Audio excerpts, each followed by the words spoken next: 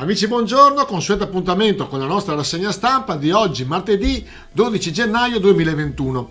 Ringraziamo come sempre Promozione Italia, leandromaggi.com e Made in Polesine. E ringraziamo voi che ci state seguendo sempre più numerosi.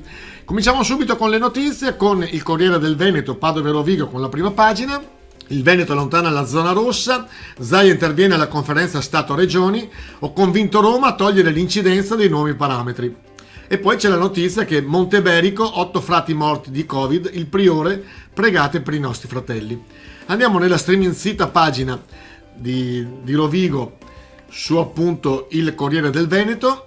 C'è questa notizia: primario condannato per le avance, 30 mesi e 2 anni di interdizione rubello, avrebbe preteso coccole da una borsista e una laureanda. Andiamo poi nel bilancio purtroppo Covid, altri 183 casi e 9 decessi. Questi qua sono appunto i dati nelle ultime 48 ore in Polesine. Sempre per quanto riguarda appunto il bilancio Covid, abbiamo dalla pagina personale di Pizzoli Roberto, che era appunto in diretta ieri, aggiornamento Covid-19, purtroppo un nuovo decesso e 89 casi attualmente positivi.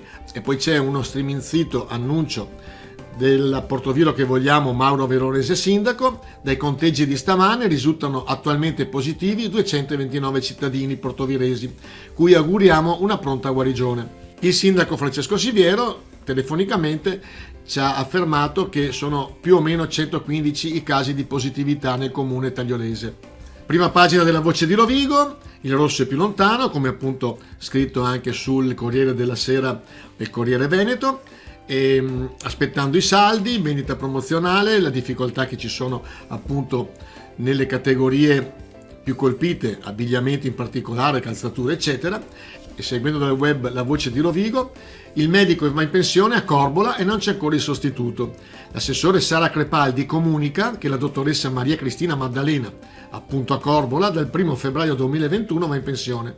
Però ad oggi non ci risulta che l'azienda sanitaria competente abbia spedito le informative necessarie per la nomina di un sostituto.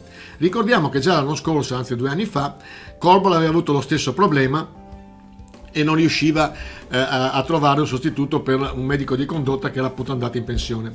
Poi c'è il caso azione legale contro le chiusure. C'è un'azione collettiva per ottenere risarcimenti per gestori di ristoranti, bar e pubblici esercizi.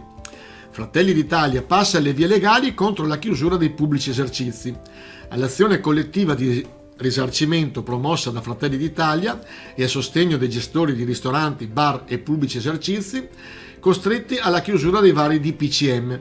Visto che le nostre azioni politiche non sono state ascoltate, passiamo a quelle giudiziarie.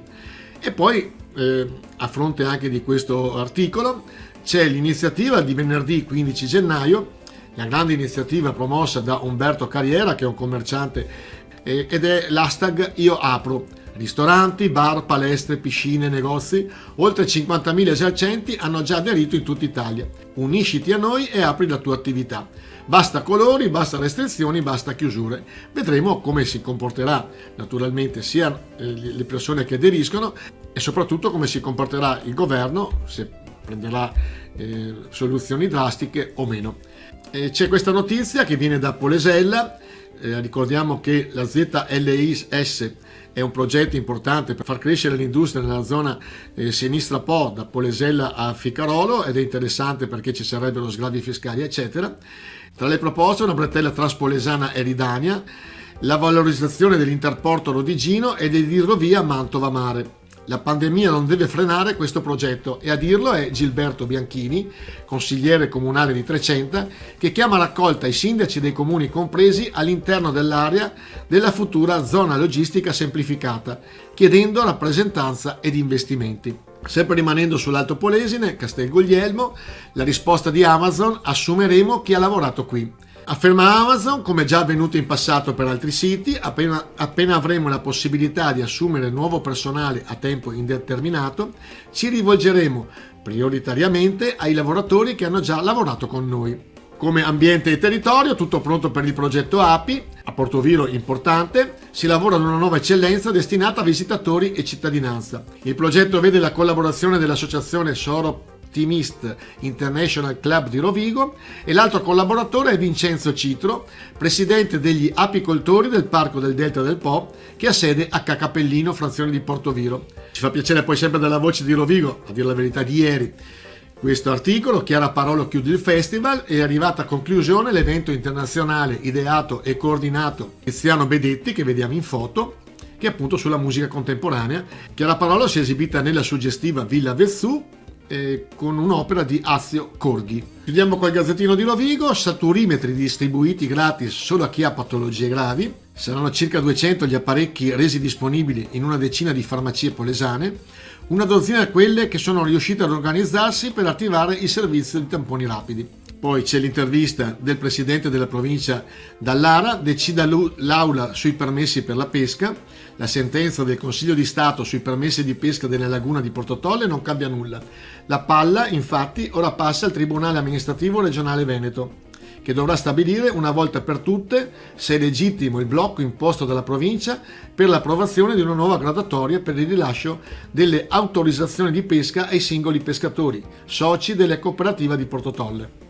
Chiudiamo con due curiosità che abbiamo ricavato dal web. Corte Cavanella, un attracco fluviale veneto-romano. Siamo nel I secolo d.C., Roma è all'apice delle sue conquiste ed è sempre alla ricerca di nuovi percorsi, di nuove strade sulle quali far passare le proprie legioni dirette ai confini.